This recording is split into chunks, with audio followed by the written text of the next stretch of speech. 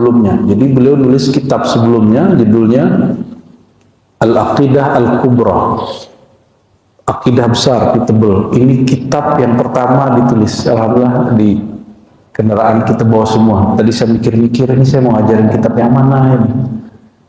Orang pun di Cina kalau diajak baca kitab Al-Kubra, nanti pulang-pulang suka debat nanti. Ya. Lalu kita buka lagi yang Wusto. Wah, Wusto masih banyak debatnya, masih banyak dalil aklinya dan dalil naklinya. Terus buka lagi yang satu lagi yang paling kecil, judulnya As-Sughra atau Ummul Barahin. Itu juga bahasanya masih sangat teologis sekali. Kalau bahasa kita di kampus kalami, sangat teologis. Dan itu tidak bermanfaat untuk orang awam, hanya bermanfaat bagi orang yang sudah mulai mikirin Tuhan bertempat, tidak bertempat, itu baru bekerja itu kitab. Maka beliau nulis kitab yang lebih kecil lagi dari Sughra, diringkas lagi kitab itu judulnya Sughra. Sughra itu saghir, kecil, karena Rabbayani saghira. Sughra itu kecil. Walhasil apa? Ternyata kitab Sughra ini pun nggak semua yang paham. Maka ditulis lagi uraian terhadap kitab itu, judulnya Syarah Sughra. Inilah kitab yang di depan kita ini, ya.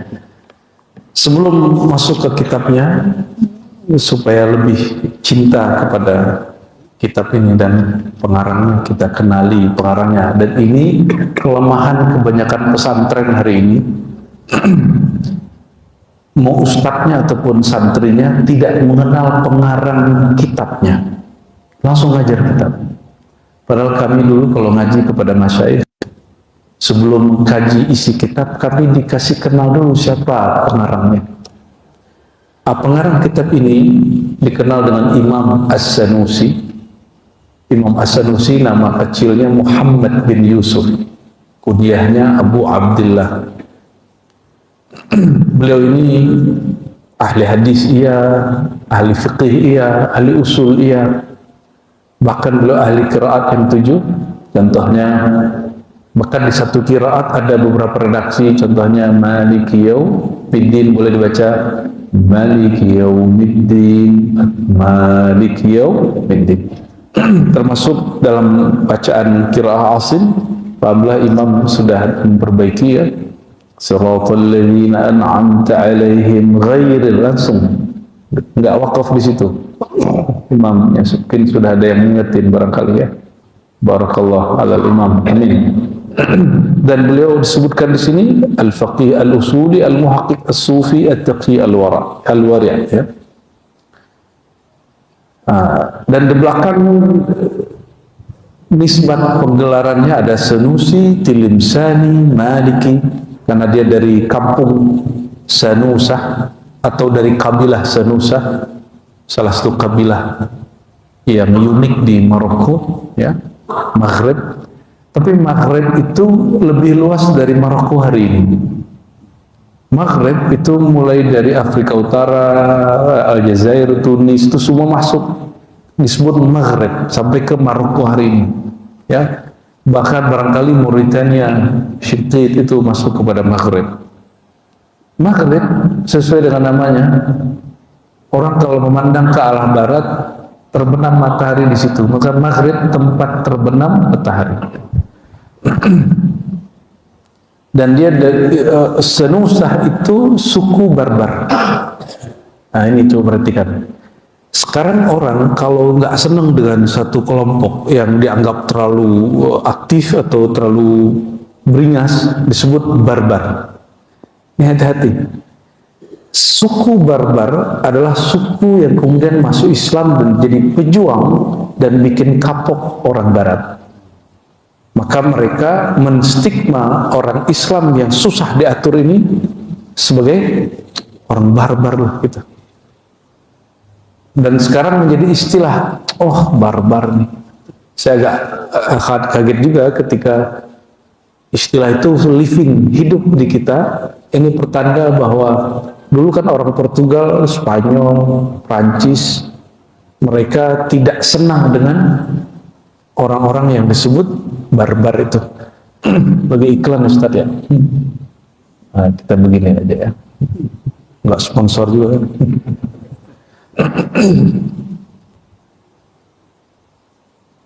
Jadi ke depan hindari menyebut barbar loh gitu ya. Hindari ya. Kenapa? Ini imam kita Pak, orang barbar. Imam kita, semua kiai di pesantren, ini kita sebut saja, pendiri NU siapa? Yang paling masyhur kan banyak pendiri NU, Hadratus Syekh Syarif. Guru beliau siapa? Syekhna Khalil, Soleh Darat, termasuk apa namanya daerah Termas, ya Syekh Mahfud Termasi. Mereka semuanya ngaji di Mekah dan semuanya belajar kitab Imam Sanusi, kitab ini, kitab yang induknya yaitu Surah. Yang ini kan sudah diringkas lagi dan diurai lagi.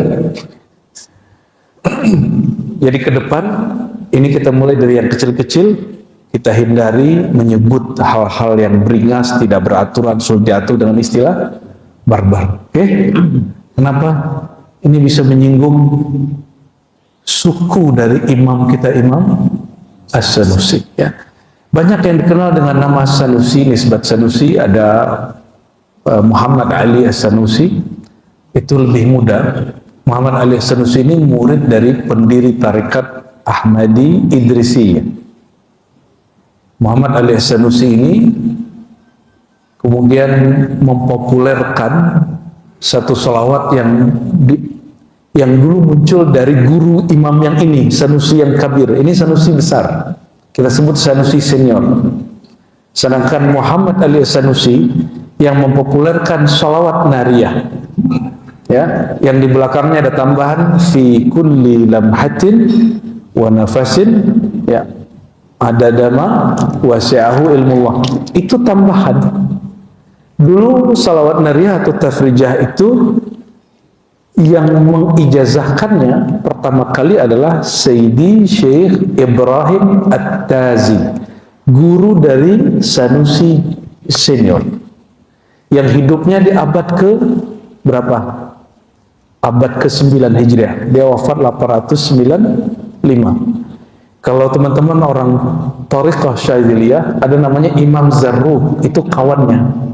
Mereka saling belajar. Dia ngambil dari Zarruq, Zarruq ngambil dari dia. Pernah dengar ya? Dengar Imam Zarruq yang menulis kitab Qawaidut Tasawuf, kaidah-kaidah bertasawuf. Jadi orang ini hidup, ilmu ini lagi sedang naik-naiknya. Terus Muhammad Ali As-Sanusi kemudian mentajwid apa yang kita sebut salawat nariyah, ya. Silakan diamalkan itu ya, salawat nariyah itu. Tapi niatnya jangan aneh-aneh, itu salawat aja kepada baginda Nabi Muhammad Sallallahu Alaihi Wasallam. Nanti di sini ada bab tentang satu pasal tentang salawat, ada di sini. Terus yang berikut, ya, yang dikenal juga Sanusi adalah keturunan dari Muhammad Ali Sanusi, yaitu Syekh Ahmad, ya. Ahmad As-Sanusi itu gurunya Syekh Yasin Al-Fadani di Mekah. Ya, beliau ini disebut Al-Mujahid, bahkan termasuk raja-raja lah di bagian Afrika Utara atau Aljazair. Lalu hijrah. Oleh karena itu, ketika Prancis masuk ke daerah Afrika Utara, Tunis, Aljazair, termasuk Maroko, Bapak Ibu, salah satu gerakan yang paling ditakuti mereka adalah gerakan Sanusiyah yang merupakan suku barbar. Ya, waktu Belanda masuk ke Batavia, itu orang Prancis di mana? Orang Prancis di Banten. Mereka lagi di Banten, Pak. Mereka kirim intel ke Batavia, kayaknya udah gak bisa masuk nih, udah jalan lagi. Jadi aslinya Prancis ingin menguasai kita juga, baik Prancis, Spanyol, Portugal, mereka pernah kerepotan oleh barbar, terutama Perancis. Mereka sangat membenci suku barbar karena mereka adalah pejuang jihad. Ini juga saya sebutkan bahwa Thariqah Sanusiyah atau Thariqah Idrisiyah itu Thariqah jihad, tidak seperti yang ada di buku-buku sejarah kebudayaan Islam bahwa tasawuf menyebab zuhud, zuhud menyebabkan umat Islam terbelakang. Zuhud membuat tasawuf membuat umat Islam terjajah. Itu keliru besar. Kita bisa taruhan bahwa mujahid-mujahid sebelum kita ini hampir semuanya mursyid tariqah. Belum ada orang-orang yang hari ini membid'ahkan tasawuf itu. Belum ada orang-orang yang hari ini membid'ahkan akidah sifat 20. Gak ada. Ya. Justru mereka yang sekarang ini membid'ahkan sufi, membid'ahkan para ulama ahlus sunnah kita, mereka berjihad tidak tepat, malah membunuh saudara sendiri, yang ngebom masjid-masjid. Itu terjadi hari ini. Nauzubillah, summa nauzubillah. Ya, kita berdoa semoga masjid ini menjadi corong akidah ahlus sunnah. Ya, pengurus siap ya, siap. Jadi corong, bukan lagi syiar Pak, corongnya sudah. Makanya istigharah saya ini buka aja dah kitab ini di sini. Ini Tahaddus bin Ni'mah Bapak Ibu. Saya belajar kitab Imam As-Sanusi Al-Barahin, Umul Barahin, itu as-sughranya yang inti dari kitab ini, tahun 2006 kepada guru dari guru saya, Kiai Ali Mustafa Yakub Allah yarham, yang malam tadi haul tapi kita gak bisa datang, tapi saya sudah haul duluan ya, kita sudah ziarah duluan sebelumnya, yaitu Syekh Ali Mustafa Yakub berguru, dan itu jadi guru kami, yaitu Syekh Hasan Hitu, Muhammad Hasan Hitu, ulama yang dari awal kemunculan Bashar Assad ini punya ayah namanya Asad di Suriah, itu sudah konflik dan dia sudah terusir dari Suriah ya. Sampai kemudian anaknya Asad, yaitu Bashar Assad, tiba-tiba menghilang ya. Namun beliau karena terusir pindah ke Kuwait, ngajar di Saudi, jadi guru besar di beberapa universitas, tapi kemudian buat Islamic Zentrum di Frankfurt, Jerman ya. Jadi saya belajar kepada beliau tahun 2006 sampai 2008, alhamdulillah. Dan beliau ternyata ijazahnya sanadnya kepada Syekh Muhammad Yasin Al-Fadani yang tadi kita sebut. Jadi nyambung ke situ lagi. Nah, imam ini juga disebut Imam Al-Maliki. Jadi mazhabnya Maliki karena dia bermaliki. Asbab beliau ini Bapak Ibu, ada satu ungkapan, kita ini akidahnya Asy'ari, Ahlus Sunnah Asy'ari, dan mazhab kita apa? Syafi'i. Tapi di mazhab Syafi'i ada orang liberal, ada orang Mu'tazilah, ada orang Jabariyah, ada Batiniah, sebagian kecil. Lain dengan Maliki, hampir tidak pernah ada seorang yang bermazhab fikih Maliki kecuali satu paket dia juga berakidah Ahlus Sunnah Asy'ariyah. Ya, itu kemudian ditakrir juga oleh Imam Subki, dan ini produknya. Imam As-Sanusi ini adalah produk keberhasilan itu. Jadi mereka belajar hadis, belajar fikih, belajar tasawuf, akidah sekaligus. Maka hari ini Bapak Ibu kalau ingin belajar akidah Ahlus Sunnah, itu bukan ke Saudi. Bapak boleh antarkan anak ke Maroko, ke Shinqit, Mauritania, ke Tunis, ada Jami'ah Zaituniyah. Kalau Al-Azhar ini Ahlus Sunnah. Tapi orang-orang yang nyempil di sekitar Al-Azhar yang kemudian menarik beberapa adik-adik kita, anak-anak kita mahasiswa untuk berakidah bukan akidah Al-Azhar.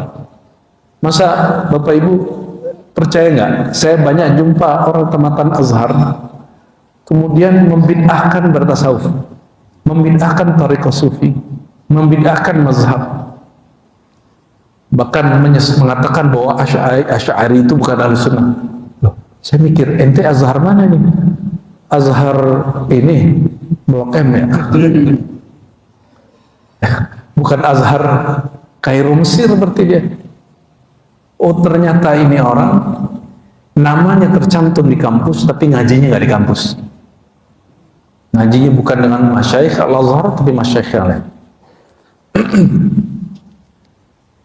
Beliau ini punya ayah namanya Yusuf. Ayahnya seorang akhwal, bukan zuriat Nabi. Ibunya seorang Hasaniyah. Ibunya Syarifah. Perhatiin Mbak. Bapaknya bukan zuriat, ibunya Syarifah. Bisa nikah. Maka kufu itu kesetaraan bagi ulama Maroko, ulama Ahlussunnah Maghrib itu fiddin, betul-betul karena agama. Kata Nabi, perempuan dinikahi biasanya karena 3 hal: nasab, kaya, cantik. Tapi perintah beliau apa? Fazfar bidatiddin. Pilihlah bab agama. Ini juga tantangan untuk para keluarga sadah, saudara-saudara kita habaib. Mana? Kenapa kalian kemudian mengharuskan kufu itu senasab? Itu masalah, karena data guru-guru kita rata-rata mereka dilamar oleh sadah asyraf, sadah ya. Saya tidak menggugat nasab Pak, tapi saya mempertanyakan fikihnya ya. Nabiku, kakekmu nabiku mengatakan apa? Fazfar bidatiddin. Kalau ini kritik saya dari awal saya kenal Bapak tentang habaib ya. Dari dulu saya tidak percaya nasab habaib, lalu kemudian mengkaji sendiri. Menurut saya sahih, mungkin menurut kiai tertentu tidak sahih, tapi dalam bab fikih kita bab ini nggak sepakat ya. Akhirnya banyak syarifah perawan tua. Ini yang aku seorang syarifah ya. Seharusnya fazfar bidatiddin, lihat agamanya, udah nikahi aja. Dan ada beberapa oknum ustadz yang sadah Ba'alawi yang mengatakan kalau kalian nih bukan zuriat Nabi, nikah dengan syarifah, tanggung jawab sudah, ngambil keperawanannya, sama dengan perkosa dia. Itu kalam dari mana? Itu berarti kan bedakan syariat dengan uruf tradisi. Oke, mungkin di Hadramaut di Tarim ada tradisi, karena ada tradisi namanya al-ada muhakkamah, adat itu jadi hukum karena mereka dominan dan ingin menjaga nasab. Oke, silakan. Tapi syariat itu beda dengan fikih. Syariat itu qat'i, langsung dari Nabi SAW. Kalau fikih produk ijtihad, boleh dikritisi. Kita mengkritisi ini bukan mengkritisi nasab mereka loh ya, kita mengkritisi produk hukum yang mereka pakai. Ini ada juga kawan kita di Palembang, itu langsung dibubarkan semua majelis dia, cuma karena dia menikah dengan seorang syarifah. Ya salah, begitunya.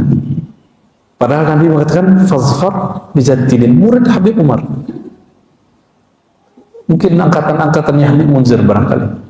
Dulu kami pengajian ngaji tentang kitab Ummul Barahid, as-Sughronya Imam As-Sanusi. Jadi ada kaitannya dengan Sanusi, Pak. Nah, beliau ini juga disebut Asy'ari At-Tauhidi karena imam yang Allah masyhurkan dengan ilmu tauhid ya. Gurunya sangat banyak, dan di antara gurunya yang paling berkesan ya untuk qiraat ada Abu Ja'far Al-Balawi, dan di dalam ilmu keahlussunnahan dan kerohanian beliau belajar kepada wali kutub di zamannya, yaitu Sayyidi Syekh Al-Qutub Ibrahim At-Tazi. Maka salawat dia disebut salawat At-Taziyah, lama-lama berubah jadi An-Nariyah. Jadi asal nama salawatnya apa? At-Taziyah ya.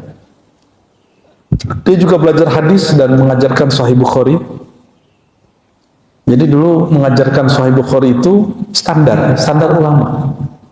Alhamdulillah kami di Ribat masih mempertahankan baca Sahih Bukhari ya, tapi bukan pakai bahasa Indonesia Pak, dalam bahasa Arab. Ya, siapa yang paham lah, yang ya sudah.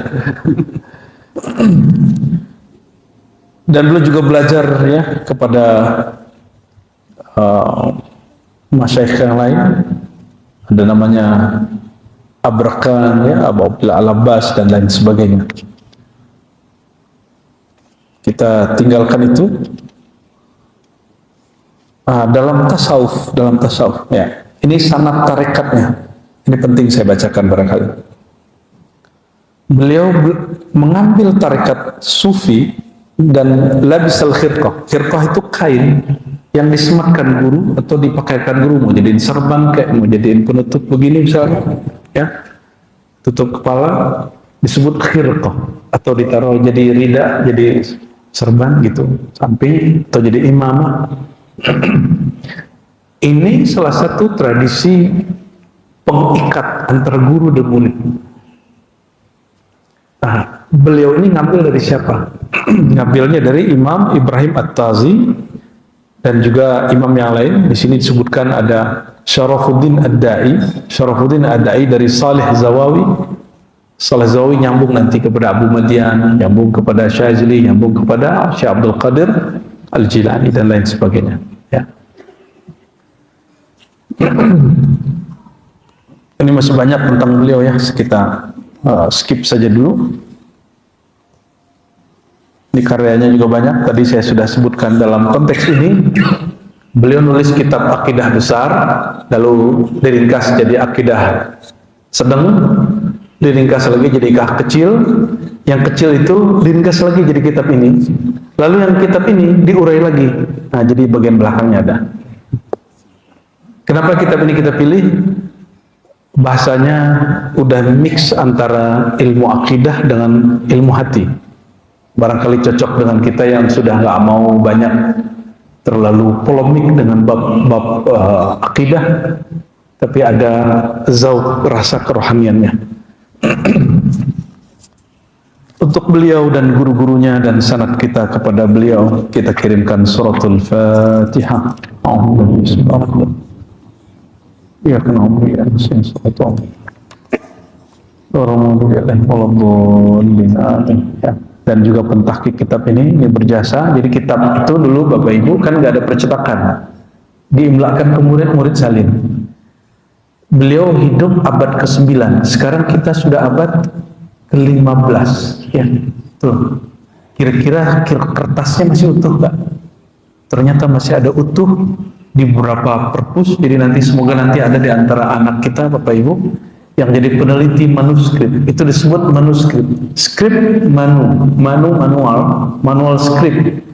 Jadi buku yang ditulis manual dengan tangan. Bahasa Arabnya makhtutat. Makhtutat yang ditulis dengan khat.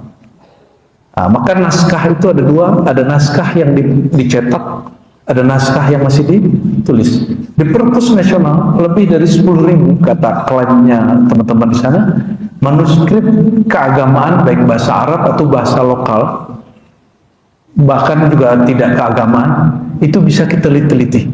Termasuk di Al-Azhar. Jadi harusnya teman-teman pulang Al-Azhar itu mereka meneliti manuskrip. Disebut ilmu filologi. Ya. Jadi beliau ini ketemu naskahnya di banyak teks ya, si petahqiq ini, Anas Syurfawi, Kairo ya, dan di beberapa tempat yang lain ya. Ada berapa naskah? Di sini 6 naskah. Mungkin Bapak Ibu bisa lihat, nggak jelas ya, nanti di zoom aja ya. Ini tulisan lamanya. Seperti ini. Coba kalau saya kasih kitab begitu ke Bapak, yang cetakan aja nggak bisa baca. Ya. Orang yang awam tidak mengerti.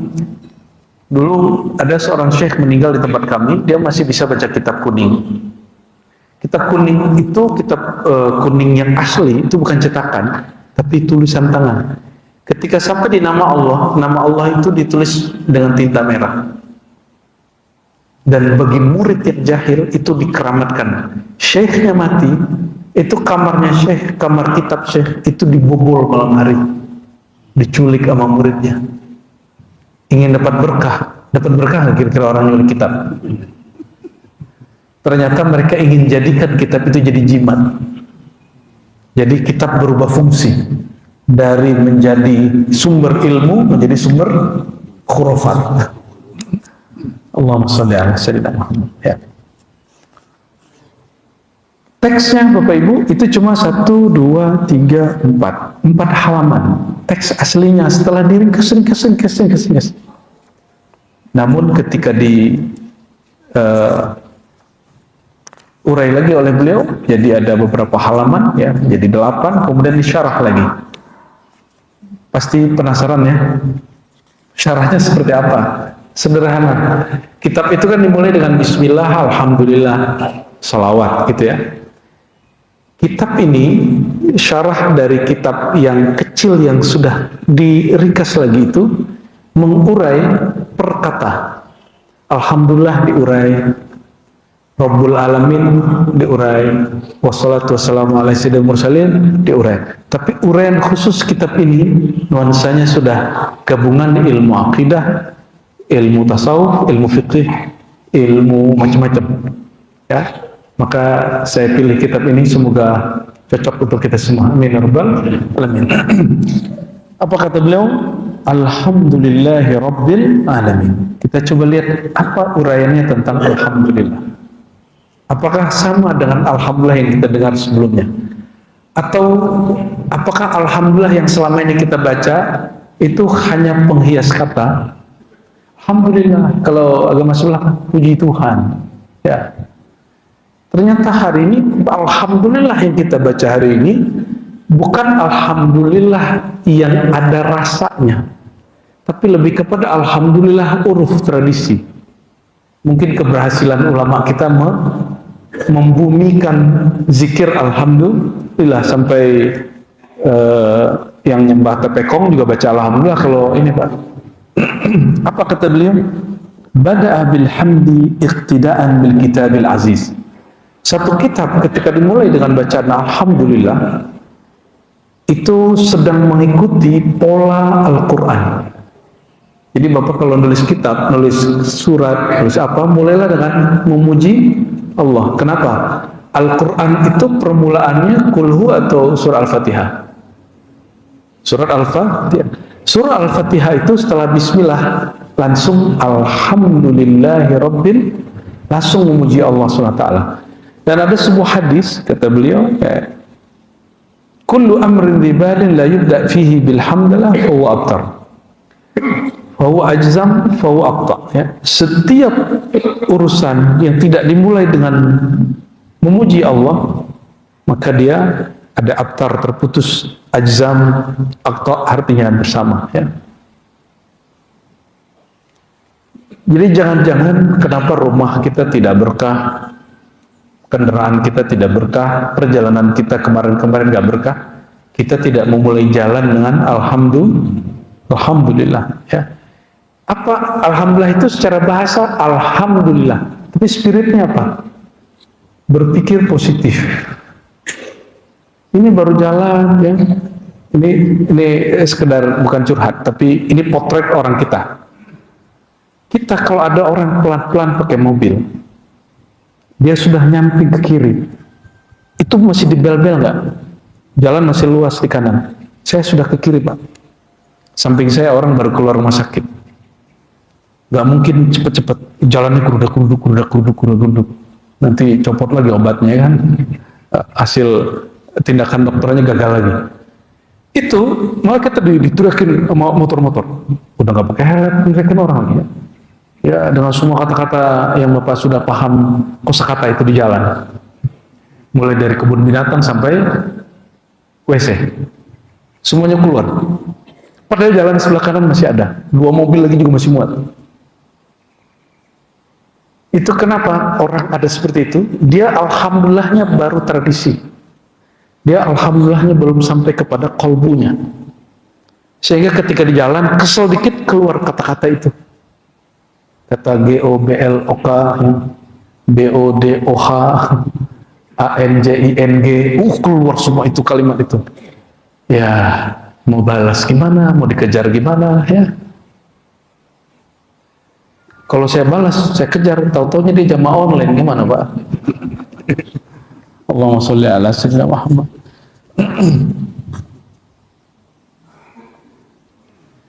secara harfiah alhamdulillah apa maknanya? Nah, ini makna dari Imam As-Sunusi. Alhamdulillah berarti al-madhu bi kulli kamalin lillah. Pujian dengan segala kesempurnaan kita kembalikan itu sebagai milik Allah. Jadi jika ada merasa terpuji dalam diri, ada merasa lebih dikit, pulangkan kepada Allah. Wajah kita kata orang tampan. Yang ngelukis wajah ini siapa? Suara kata orang merdu. Yang bikin suara siapa? Betul, beneran nih. Jadi kalau suaranya dipuji, siapa yang terpuji? Otak kita kata orang cerdas. Siapa yang bikin otak? Allah. Orang tua enggak. Orang tua cuma begitu aja kerjaannya. Cuma melakukan hubungan sakral itu. Dia tidak pernah bikinin hidung kita, nggak pernah bikin mata kita, apalagi membuat porsi otak kita, nggak pernah. Kalau dia cuma asupan makan. Nah, Bapak Ibu Saudara yang makan Allah. Jadi alhamdulillah ketika ada lafaz alhamdulillah ada alif lam di situ menunjukkan semua kesempurnaan milik Allah. Berarti kalau dibalik ketidaksempurnaan milik kita. Saya sering kasih pertanyaan, Islam dan Muslim beda nggak? Islam itu milik Allah. Inna dina in Allah. Kalau Muslim, apakah Muslim sesempurna Islam? Jadi jika ada orang mengkritisi orang Islam, apakah itu kritik terhadap Islam? Enggak ya? Gimana? Bapak ini pantas nggak, mohon maaf, menjadi representasi daripada al-Islam itu, pantas nggak? Atau jangan-jangan al-Islam itu menjadi tidak berkelas karena kita mengaku Islam? Yang mana nih? Sebab orang mandang Islam lewat kita, itu orang kemudian, oh Islam gitu ya. Jangan-jangan kita lah penyebab kemunduran Islam. Bukan, Islam sih nggak pernah mundur. Kemunduran orang yang meyakini ajaran Islam. Al-Islam selalu tinggi, al-Islam ya'lu wa la yu'la alaih. Yang rendah itu orang yang menganggap dirinya mewakili Tuhan, mewakili al-Islam, padahal dia nggak pantas. Auzubillah tsumma auzubillah. Ya.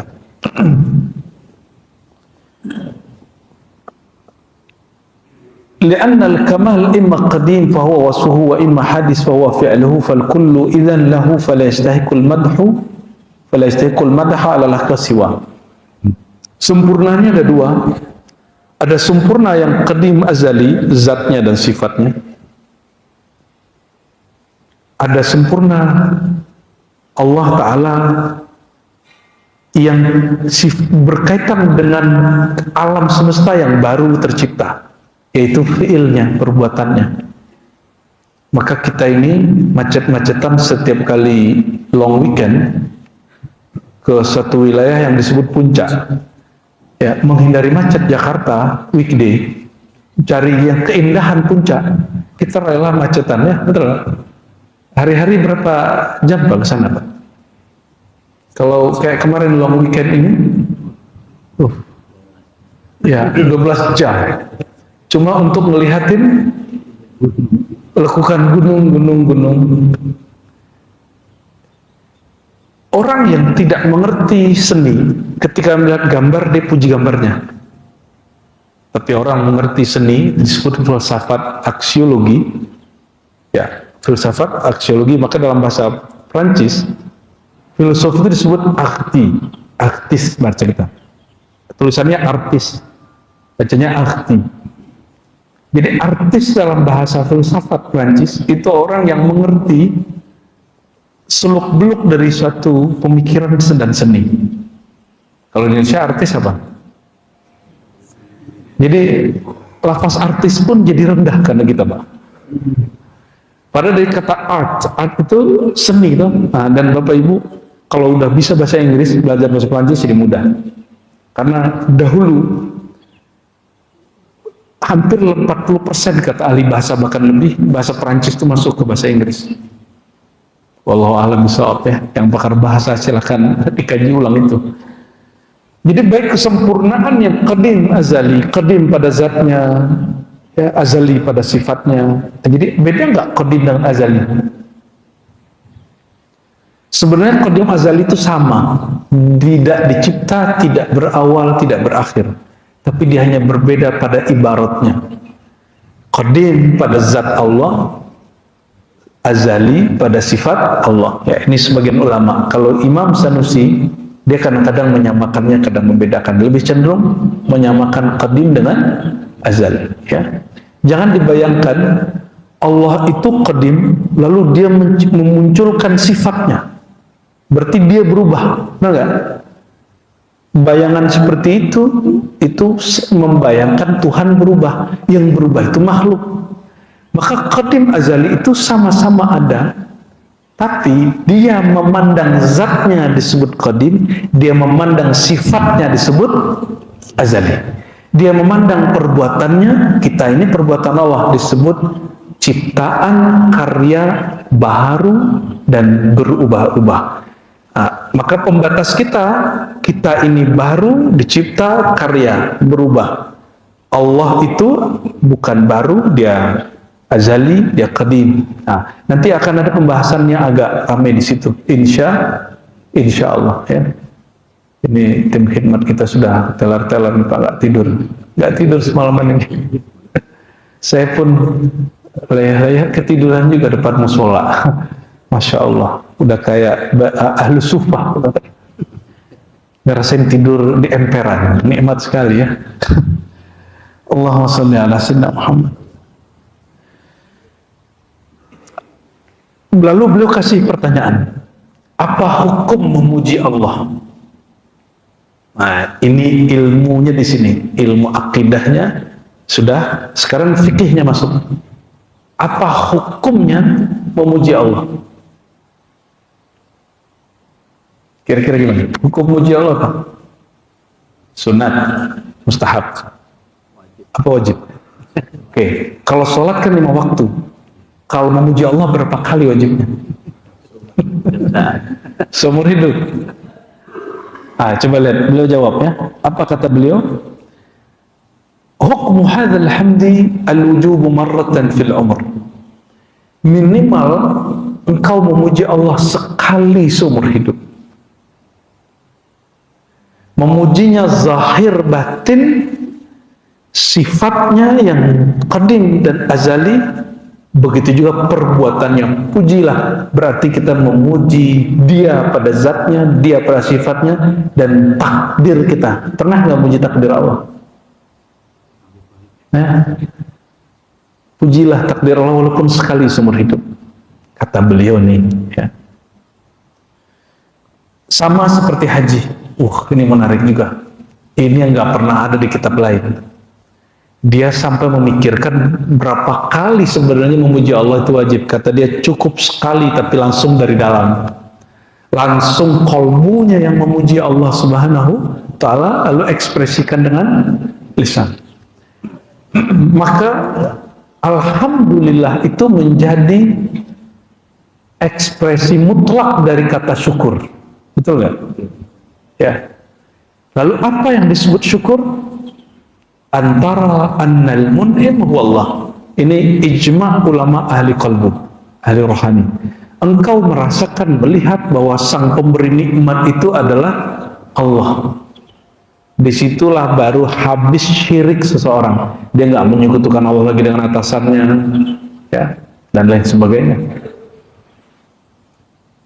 Sama juga, ini Bapak Ibu nyadar nggak? Bersyahadat itu yang wajib sekali seumur hidup. Setelah sekali itu, hukumnya hanya mustahab atau sunnah. Itu hanya pembaruan. Maka di ribat kita, setiap kali zikir, kita memperbaharui syahadat. Bukan karena wajib, tapi ini sebagai adab. Jangan-jangan syahadat kita sempat rusak, kita perbaharui lagi. Mengikuti kalam Nabi, jaddidu imanakum. Ya, perbaharui imanmu. Berarti ikrar kita perbaharui setiap saat. Jadi sebelum sholat, Saya kan dengar-dengarnya juga telinga saya ke kiri kanan samping nih. Jarang sekali yang bersyahadat sebelum sholat. Coba, biar sholatnya mantap, perbaharui syahadatnya. Karena syahadat itu isinya ikrar iman. Ikrar iman itu di kolbu dan Allah hanya memandang kepada kolbu. Mantap kolbunya, takbir, sholatnya diterima oleh Allah SWT.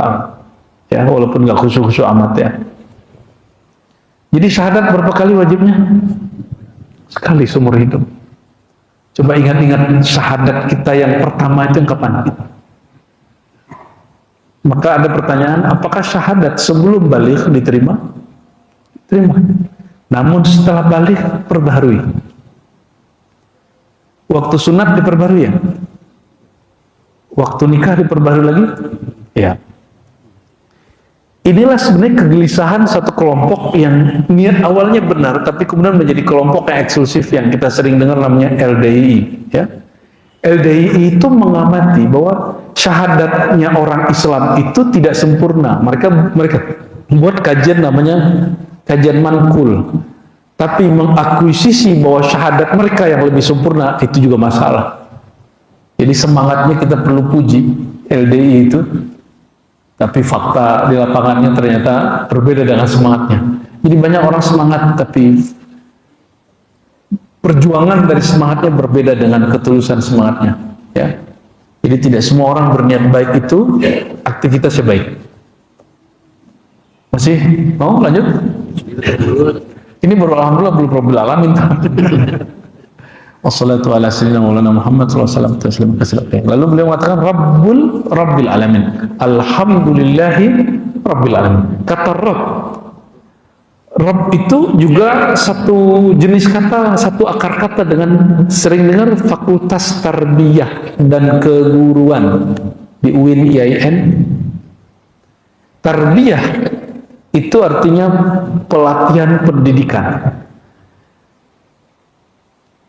Guru mendidik, atau kalau kita doa untuk orang tua, kama rabbayani, apa arti rabbayani di situ?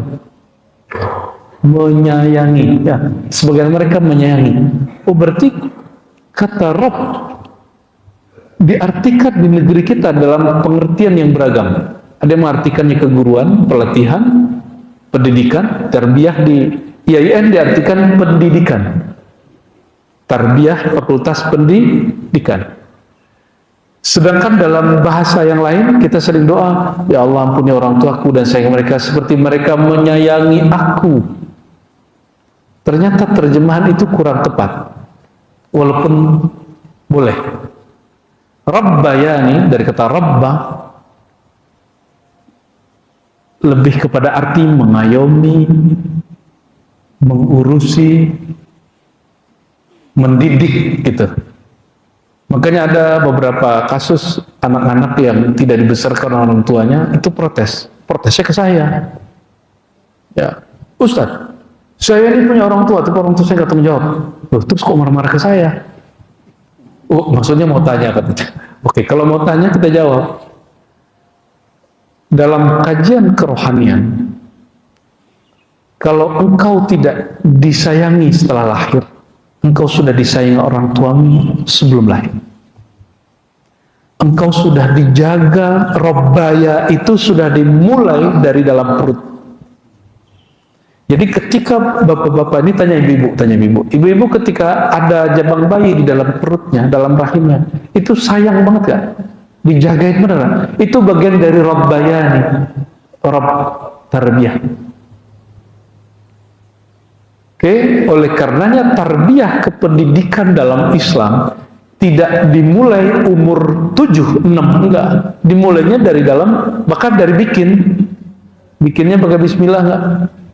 Bismillahirrahmanirrahim minasyaitan wa janibis syaitan ala ma razaqtana. Dimulai dari situ mulainya. Itu cara, karena tidak mau hasil dari cinta berdua itu diganggu oleh syaitan, dipagar dengan nama Allah. Itu sudah bagian dari tarbiyah. Itu bagian dari tarbiyah. Makan, ibu-ibu ini niat gak kalau makan diniatkan, ya Allah aku niat makan. Kalau lagi punya jabang bayi, dengan namamu, dengan izinmu, semoga jadi nutrisi juga bagi badanku dan bagi si jabang bayi. disertakan nama Allah, itu bagian dari tarbiyah. Bagian dari tarbiyah. Hari ini kan ada terapi-terapi dengerin musik ke dalam ini, ya salam itu norak bagi saya itu ya. Kelamaan nih sadarnya. Boleh nggak apa-apa, kita nggak ada masalahin penemuan itu. Tapi pendidikan kerobayani sohiro kecil itu dari kita masih kecil di dalam perut ibu kita. Ya, semoga yang telat kesadarannya itu menemukan Islamnya bukan hanya sekedar buah dari pendidikan orang tua, tapi kita cari sendiri. Dan saya berbaik sangka semua yang hadir pagi ini pada ngantuk-ngantuk. Ya, sebagian ngantuk-ngantuk. Itu karena ingin mencari tarbiyah yang sebenarnya dari Allah Subhanahu. Jadi Islam kita bukan lagi Islam turunan, tapi Islam kita Islam pencarian. Nah, Rabbil Alamin, asal tarbiyah, naqlu syai'. Waduh, saya sudah mulai kabur Pak baca kitab. Harus mulai kacamata ini kayaknya. Naqlu syai' min amrin la amrin hatta yasira ila ghayatin aradaha al-murabbi. Tarbiyah itu dalam definisinya memindahkan sesuatu dari suatu fase ke fase yang lain sampai kepada puncak atau tujuan yang dituju oleh orang yang sedang memindahkannya. Maka orang yang memindahkan itu disebut murabbi. Jadi siapa yang layak disebut murabbi? Dia mengerti fase-fase, tingkatan-tingkatan orang ini, oh levelnya ini, dia bisa dinaikin, bisa dipindahin. Itu disebut dengan murabbi. Istilah murabbi itu istilah yang ada di pesantren-pesantren, di tarekat-tarekat. Walaupun istilah murabbi hari ini sering identik dengan suatu pergerakan, tapi saya sampaikan pergerakan itu Ikhwanul Muslimin. Ikhwanul Muslimin sebenarnya didirikan oleh seorang sufi ahlu sunnah namanya Syekh Hasan Al-Banna. Dia tarikatnya Syaziliyah Al-Hasafiyah, dan dia mengatakan kun sufiyan qabla an takuna da'iyan. Jadilah kamu sufi dulu sebelum dai. Ya, saya termasuk pernah berinteraksi dengan para murabbi dalam kategori itu, ya, berlikok-likok juga ada mereka. Meskipun kemudian saya berpikir, oh ada hal yang aku belum puas, maka saya cari murabbi yang bersanad kepada imam-imam tariqah, imam-imam ahlu sunnah wal jamaah. Jadi sampai hari ini saya masih punya murabbi, tapi bukan murabbi pergerakan seperti yang teman-teman bayangkan itu. Namun saya masih menganggap dua-duanya oke. Ya, dulu mungkin yang masih mudanya pernah zikir pagi sore ma'thurat, ya, diajak oleh murabbi gitu ya. Bahasa kerennya hari ini mentor, ya. Nanti di ribat akan digunakan istilah murabbi kembali, ya. Kita akan hidupkan istilah itu kembali, ya. Kemarin kita sebut khalifah mentor, ya, kita ganti lagi nanti. Summa nuqila ila al-malik wal muslih lil luzumi tarbiyah lahuma ghaliban, ya. Dipindahkan dari fase ini lalu dipindahkan kembalikan ke pemiliknya dan orang yang bisa merubahnya, ya. Bagian terakhir, ya, bagian terakhir. Rabbil alamin, alam, ya. Alam itu bahasa Indonesia atau bahasa Arab? Baru sadar, ya. Ya, ternyata alam itu bahasa Arab. Ya. Kita sering menyebut alam apa? Pemandangan alam. Tapi dalam bahasa Indonesia, alam itu identik dengan pemandangan empirik, panca indera. Padahal alam dalam istilah Quran, Rabbil alamin, segala puji, kesempurnaan pujian milik Allah Ta'ala, pemilik, penjaga, pengayom alam semesta. Alam semesta, kata Imam At-Tabari dalam Tarikh Tabari, disebutkan 18.000, dan ada yang mengatakan lebih dari itu. Kenapa? 18.000 itu di dalam satu alam, ambil 18.000, ambil satu. Satunya itu di dalamnya ada sekian ribu lagi. Anggaplah satu alam 1.000. Tapi 18.000 kali 1.000 berapa? Itu yang 1.000 di bawahnya dibagi lagi, ada lagi negeri-negeri alam di situ. Contoh diri kita, tubuh kita ini Bapak Ibu, Bapak kira ini Bapak ini satu alam, tidak. Ada alam pandangan, ada alam pendengaran. Bedakan mata dengan alam pandangan. Bedakan telinga dengan alam pendengaran. Itu sebabnya kita ini suka dengerin lagu-lagu yang merdu, betul gak? Dan Bapak Ibu ini kalau kangen sesuatu, rindu sesuatu, kadang-kadang disebabkan mendengarkan satu musik tertentu yang kita punya memori. Hidung ini penciuman, dia punya alam sendiri. Kita kadang mencium satu bau yang khas dan kita ingat seseorang, kawankah, gurukah, kekasihkah. Kalau saya ingat bukhur, saya selalu ingat guru saya Syekh Hasan itu. Jadi kami kalau ngaji kitab, di belakang dibakar bukhur. Saya dulu nggak ngerti bukhur Pak, saya kira menyan. Ini Syekh kok khurafat bener gitu. Ternyata bukhur. Nggak bisa bedain mana barang berkualitas sama yang berkualitas ya. Nah, maka dalam diri ini ada alam indrawi, itu 5 alam sudah. Ada alam jasadiah, alam jasadiah ini Bapak ambil satu kuku, itu kalau dibelah itu sudah satu alam yang berbeda. Ambil darah satu tetes darah itu sudah satu alam dan beralam-alam lagi. Betul gak? Ya. Rambut, ambil satu rambut, itu juga ada molekul-molekul, ada sel-sel dalamnya dan itu alam lagi. Jadi betul-betul diri kita ini gabungan dari semua alam-alam yang ada di alam semesta. Jika di luar itu ada pohon, di sini ada rambut, dia tumbuh. Di luar itu ada batu, ada gunung, dalam ini ada tulang. Ini kalam Imam Ghazali. Imam Ghazali berkalam begitu. Di luar sana ada tanah, tempat tumbuhnya pohon-pohon, di sini ada daging. Di luar ada air, di sini ada darah. Ya. Di luar ada suhu panas, di sini ada suhu panas dan lain sebagainya. Di dalam diri kita minimal ada 18.000 alam. Maka yang disebut Isra Mi'raj. Orang Mi'raj itu jangan dibayangkan ke alam sana Pak, ditembus ke alam sini. Oleh karenanya Bapak Ibu kalau takbir sholat, pikirannya langsung masuk ke dalam, betul nggak? Karena Bapak Ibu mohon maaf tidak punya guru mursyid yang bisa menjadi asbab kita mengkat dari memikirkan dunia. Akhirnya baru sholat udah pikiran kemana-mana. Itu masuk namanya ke alam angan-angan. Alam angan-angan inilah kalau diteruskan akan merusak seorang ahli ibadah. Nanti sibuk sama mimpi, sibuk sama pengalaman rohani, merasa takjub dengan mimpi sendiri, merasa takjub dengan pengalaman rohani. Lupa bahwa agama ini tidak dibangun dengan mimpi. Agama ini dibangun dengan akal yang sehat, wahyu yang murni. Bukan lewat mimpi-mimpi yang berasal dari angan-angan. Ya, mimpi yang terkonek sama wahyu baru diterima. Kalau mimpi angan-angan tidak masuk. Ya.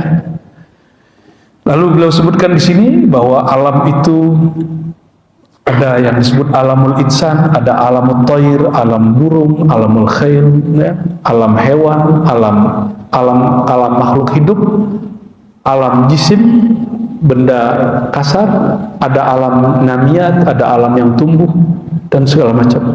Kalau dalam ilmu rohani, Bapak, ini ringkas, coba dihafalkan nih oleh sebelum pulang.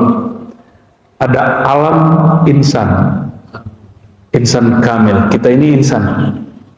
Di atas kita ada alam malakut, alam malaikat.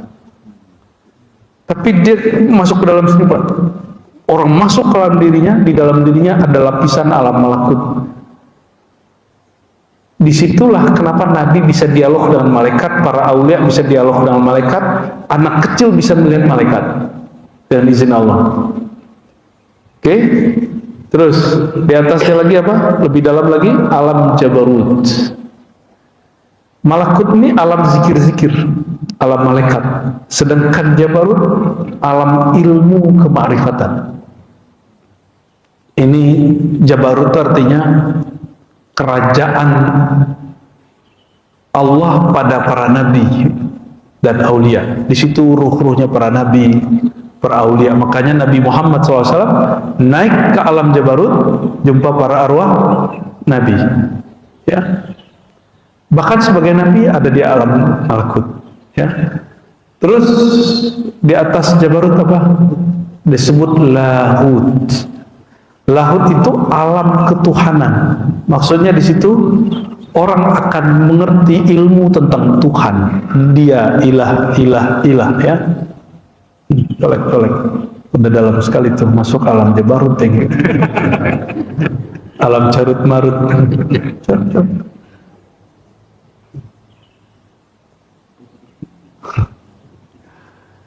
Coba orang tidur ada mimpi. Di saat dia mimpi nyata nggak? Di saat dia mimpi, Bapak waktu lihat cewek cantik di mimpi, minat kan? Ya, ngeliat ular di mimpi lari kan? Lihat orang gila di mimpi lari, betul nggak? Ada yang mimpi terbang? Ada yang mimpi terbang nggak? Pernah mimpi terbang? Ini saya langsung terjemahin Pak, saya tampil langsung. Ada yang mimpi terbang nggak? Pernah terbang ya? Pernah? Ente suka ngangan-ngangan. Jadi orang yang suka berangan-angan, berkhayal, salah satu penciriannya di alam bawah sadar dia yang disebut mimpi, dia suka, dia kalau masuk ke alam itu terbang deh. Terbang aja. Ya, kurang yang angan-angan ya.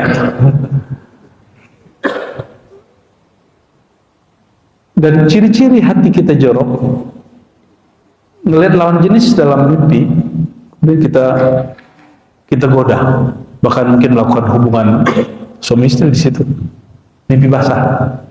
Itu batinnya lagi kotor, kecuali berhubungannya dengan pasangan sendiri.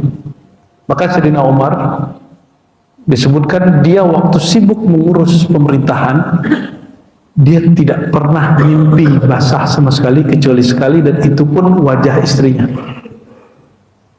Apa kata Ibn Arabi? Ini di beberapa tempat saya sampaikan. Salah satu ciri kebeningan hati para aulia, mereka tidak lagi bermimpi jorok. Jangankan di alam sadar, di alam mimpi juga berani wasiat Pak.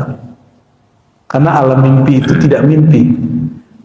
Nabi berkalam, an-nasu niyam, manusia itu tidur. Jika mereka mati, mereka tuh bangun. Saya mau tanya, ini bapaknya lagi mimpi apa lagi sadar ini? An-naumu akhul maut, tidur itu saudara mati. Maka belajar mati, mutu qabla an tamutu, artinya sebelum kita tertidur, belajarlah sebut nama Allah. Sehingga nama Allah itu terpatri masuk ke dalam diri kita, masuk ke alam bawah sadar, nama Allah itu gak hilang. Rasulullah itu kan sering hadir Pak di majelis-majelis, di sholawat-sholawat. Tapi karena kesadaran kita masih empirik, belum bisa merasakan keberadaan alam bawah sadar di saat sadar, maka kita nggak mengenal ada kehadiran nurnya Nabi Muhammad SAW. Ini rahasia. Kenapa para aulia, nggak jadi rahasia lagi, saya buka. Kenapa para aulia bisa menyaksikan sesuatu yang menurut kita nggak mungkin terlihat oleh mata ini, empiris?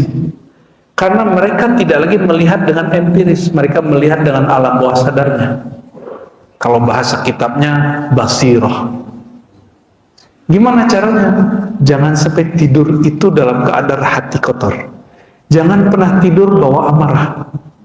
Jangan tidur bawa kebencian. No. Jadi sebelum tidur, lepaskan semua itu, karena kita mau pindah alam.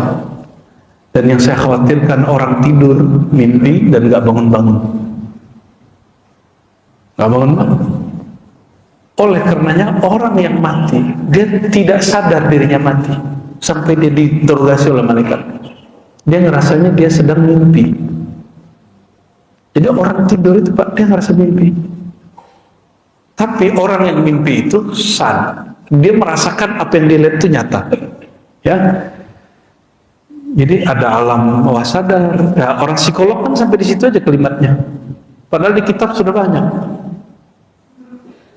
Dan mungkin nggak tahu, bodohnya kita lebih senang dengan istilah-istilah alam bawah sadar. Kenapa kita nggak gunakan alam Jabarut, alam Lahut? Lebih clear dan jelas. Di Malakut jumpanya siapa? Di Jabarut ketemunya siapa? Di Lahut melihat apa? Itu ada Pak ilmunya. Karena alam bawah sadar kan hari ini bingung. Pernah deja vu?